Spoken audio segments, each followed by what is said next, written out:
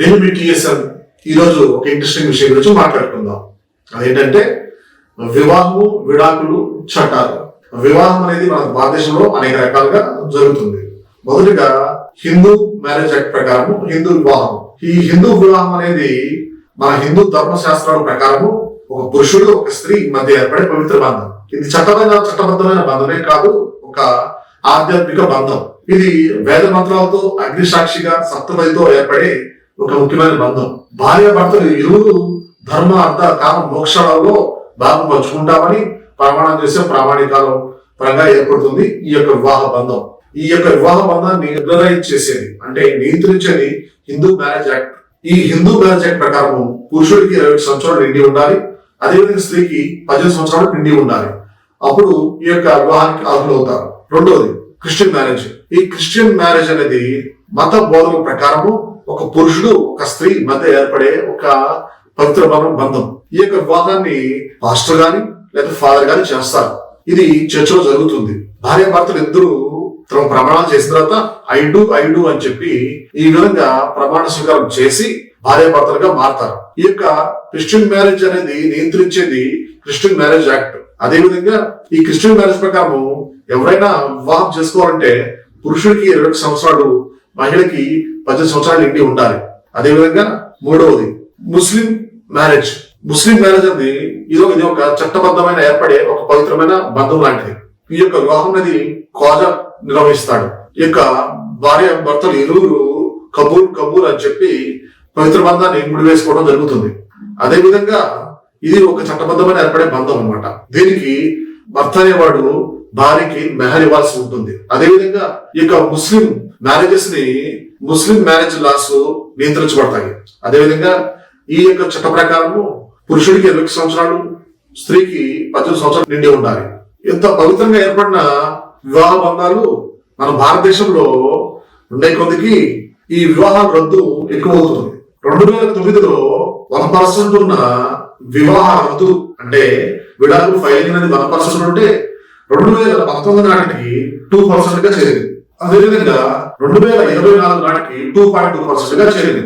అదేవిధంగా మన భారతదేశంలో ఎక్కడైతే ఎక్కువ విద్యా వ్యవస్థ అభివృద్ధి చెందిందో ఆ ఏరియాలో ఎక్కువ వివాహ రద్దు, విడాకులు నమోదు అనేది ఎక్కువ జరుగుతుంది. ముఖ్యంగా కేరళలో అధికంగా, తర్వాత ఢిల్లీ, మహారాష్ట్ర, కర్ణాటక మొదలైన రాష్ట్రాల్లో అత్యధికంగా ఉంటుంది. అదేవిధంగా భారతదేశంలో మహిళలు 60% వివాహ రద్దు కోసం విడాకులు ఫైల్ చేస్తే పురుషులు 30% ఫైల్ చేస్తున్నారు.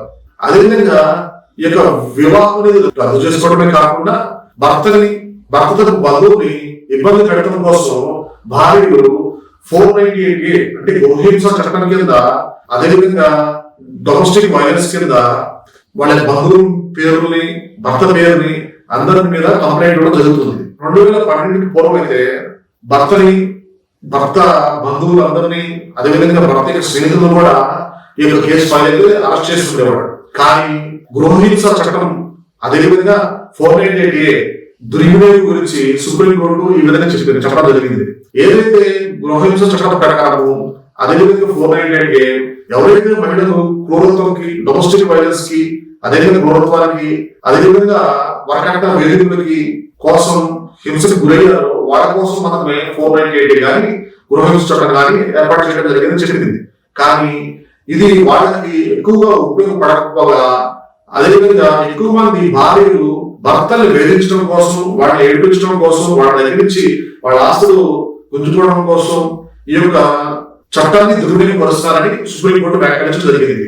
అందువల్ల భార్య కేసు ఫైల్ చేసిన వెంటనే భర్తను అరెస్ట్ చేయకుండా ఆయనకి అరెస్ట్ నోటీసులు ఇవ్వాలని, అంతే తప్ప ఆయన కుటుంబ సభ్యులను అరెస్ట్ చేయకూడదని సుప్రీంకోర్టు డైరెక్షన్ ఇవ్వడం జరిగింది. అప్పటి నుంచి భర్తలకి, అదేవిధంగా వాళ్ళ ఫ్యామిలీకి కొంత ఉపశమనం కలగడం జరిగింది. అయితే భార్యలు ఈ యొక్క 498A డొమెస్టిక్ వైలెన్స్ కాకుండా మెయింటెనెన్స్ కోసం భర్తని ఏడిపించడం, అదేవిధంగా ఆయన మీద అనేక కారణాలతో డివోర్స్ ఫైల్ చేయడం, అదేవిధంగా మెయింటెనెన్స్ డిమాండ్ చేయడం లాంటిది జరుగుతుంది. మరి ముఖ్యంగా తీసుకుంటే చిన్న కారణాలతో మీరు చూస్తుంటే రమేష్ వర్సెస్ దీప కేసులో సుప్రీంకోర్టు ఒకటి చెప్పడం జరిగింది.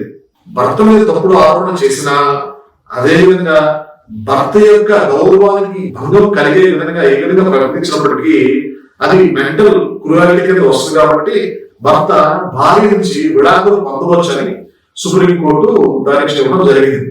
అదేవిధంగా నేహా వర్సెస్ విప్రో కేసులో ఢిల్లీ హైకోర్టు ఏం చెప్పిందంటే చిన్న చిన్న తగాదాలని క్రూరత్వం కింద డొమెస్టిక్ వైలెన్స్ కింద తీసుకురాకూడదని చెప్పడం జరిగింది.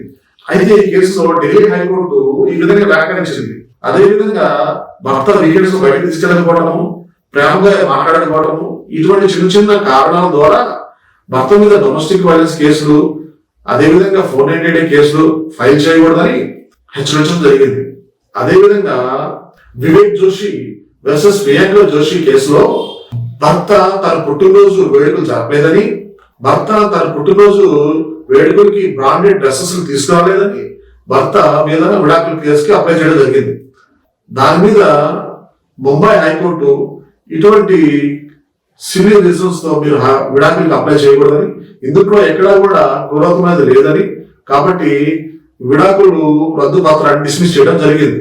అదేవిధంగా మంజునాథ్ వర్సెస్ సవిత కేసులో భార్య చెప్తుంది ఏంటంటే తన భర్త అనే అతను తనకి గోల్డ్ చైన్ ఇవ్వలేదని, అదేవిధంగా తనతో ప్రేమపూర్వకంగా మాట్లాడలేదని, కాబట్టి తనకి విడాకులు కావాలని అడగడం జరిగింది. దీని మీద కర్ణాటక హైకోర్టు ఏదైతే ఇటువంటి రీజన్స్ తీసుకురాకూడదని, బంగారం అనేది తమ ఆర్థిక పరిస్థితి సంబంధించి ఉంటుందని, అంతేగాని దాన్ని ఒత్తిడి చేసి ఈ విధంగా విడాకులుగా కోర్టుకు రాకూడదని హెచ్చరించడం జరిగింది. అదేవిధంగా బిందు వర్సెస్ రాజేష్ కేసులో తన భర్త తనని సోషల్ మీడియాలో యాక్టివ్ గా ఉండనివ్వట్లేదని, అదేవిధంగా సోషల్ మీడియాలో పోస్ట్ చేయనివ్వట్లేదని ఆమె కోర్టును ఆశ్రయించింది విడాకుల కోసం. కేరళ హైకోర్టు ఏదైతే డివోర్స్ పిటిషన్ దాన్ని డిస్మిస్ చేసి వాళ్ళిద్దరిని కౌన్సిలింగ్ పంపించడం జరిగింది. అదేవిధంగా సుమా వర్సెస్ రాజేష్ తెలంగాణ హైకోర్టులో జరిగింది. పెళ్లైన 2 నెలలకే భర్త మీద, తన కుటుంబం మీద డొమెస్టిక్ వైలెన్స్, అదేవిధంగా గృహహింస చట్టం కింద కేసులు నమోదు చేయడం జరిగింది. అదేవిధంగా సుమా వర్సెస్ రాజేష్ పెళ్లైన 2 వారాలకే భర్త మీద మెయింటెనెన్స్ కేసు, అదేవిధంగా క్రూరత్వం కేసు వేయడం జరిగింది. అయితే భర్తని అతను ఇంట్లో పనులు చేయాలని, తనతో ప్రేమగా మాట్లాడలేదని, అదేవిధంగా ఇంట్లో వంట చేయాలని చెబుతున్నాడని చెప్పి కోర్టుని ఆశ్రయించడం జరిగింది. అయితే తెలంగాణ హైకోర్టు ఈ విధంగా వ్యాఖ్యానం జరిగింది. మ్యారేజ్ అనేది ఒక ఫెయిరీ టేల్ కాదు, ఖచ్చితంగా మ్యారేజ్ వివాహ వ్యవస్థలో భార్య భర్తలు ఇద్దరు సగంగా యొక్క పనులు పంచుకోవాల్సిన బాధ్యత ఉంటుంది. అంతేగాని ఈ విధంగా చిన్న చిన్న రీజన్స్ తో వివాహాన్ని రద్దు చేసుకోవడం, అదే విధంగా క్రూరత్వం అనే నెపంతో భర్త మీద కేసు వేయడం తప్పని హెచ్చరించి పంపించడం జరిగింది. అదే విధంగా పంజాబ్ హైకోర్టులో ప్రీతి వర్సెస్ అనిల్ కుమార్, ప్రీతి తన భర్తకి రెగ్యులర్ గా వాట్సాప్ మెసేజ్ పెట్టారు, కానీ భర్త వెంటనే వాట్సాప్ మెసేజ్ కి రిప్లై ఇవ్వకపోవడం వల్ల భర్త తను ప్రేమించట్లేదని భార్య విడాకులకి అప్లై చేయడం జరిగింది. దీని మీద పంజాబ్ హైకోర్టు తీవ్రంగా హెచ్చరించింది. ఇటువంటి కారణాలు క్రూరత్వం కింద రావని, ఈ పిటిషన్ చెల్లదని పిటిషన్ డిస్మిస్ చేయడం జరిగింది.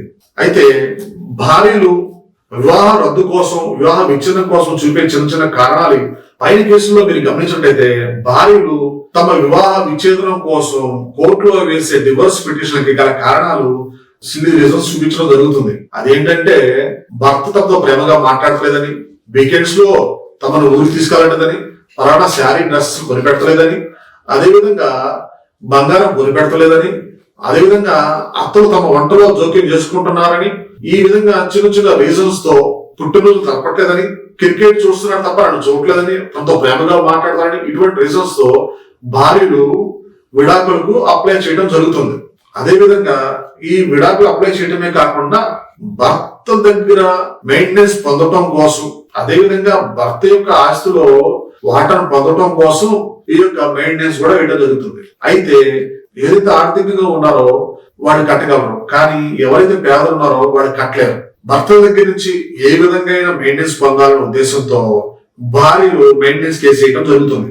అదే విధంగా భర్తకి వచ్చే ఆదాయం కన్నా ఎక్కువ మెయింటెనెన్స్ అడగటము, అదేవిధంగా తాము లగ్జరీస్ గా బతుకుతున్నాం కాబట్టి తమకు ఎంతైతే రావాలో అంతకన్నా ఎక్కువ రావాలని చెప్పి వాదించడం కోర్టు వేయడం జరుగుతుంది. కానీ భర్తకు వచ్చే ఆదాయము 100% అయితే కోర్టులు 25% వరకు భార్యకి భరణం ఇవ్వచ్చు అని పరిగణలో తీసుకుంటాయి. అదేవిధంగా భార్యకి ఎటువంటి సందర్భాల్లో మెయింటెనెన్స్ ఇవ్వకూడదు. ఎప్పుడైతే భార్య తన కాళ్ళ మీద తను నిలబడుతూ తన ఆర్థికంగా సంపాదించుకుంటుందో అప్పుడు మెయింటెనెన్స్ ఇవ్వాల్సిన ఆవశ్యకత లేదు.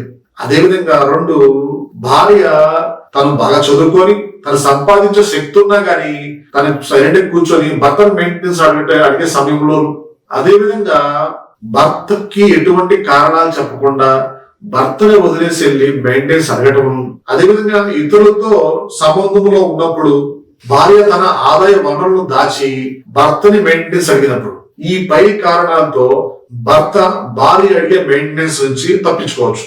సో ఇది ఈరోజు టాపిక్. ఇట్లో మీ టీఎస్ఎం లైక్ చేయండి, సబ్స్క్రైబ్ చేయండి, కామెంట్ చేయండి. Thank you.